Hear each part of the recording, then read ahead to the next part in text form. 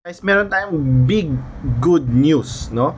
As you can see, meron na ulit tayong Binance dito sa Pilipinas. Mga hindi nakakaalam, 2 to 3 years ago, binan ang Binance sa Pilipinas.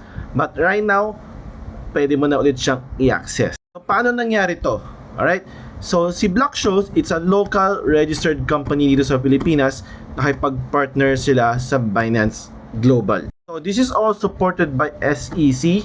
Regulated po sila and legal po ito. So kung pumunta ka sa Binance.com ngayon, pwede mo na siyang i-access, no? Na-unblock na siya sa ISP. Now, I'm sure marami po kayong tanong about this Binance Philippines and masasagot ko siguro yung mga iba nyong tanong. Kung meron kang asset sa Binance Global, huwag kang mag-aalala, hindi po mawawala yan. Sila na po bahala mag-migrate papunta sa Binance Philippines. So, paano naman ang deposits and withdrawals?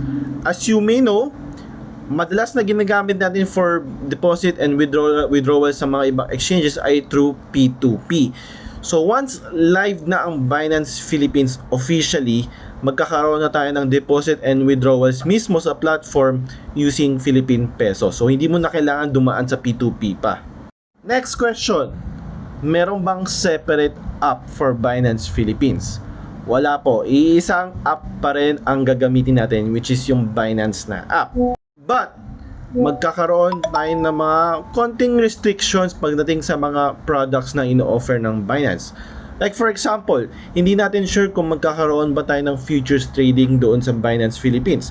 Hindi natin sure kung magkakaroon ba ng P2P sa Binance Philippines. But one thing we know for sure is that Binance ang ginagamit natin for trading.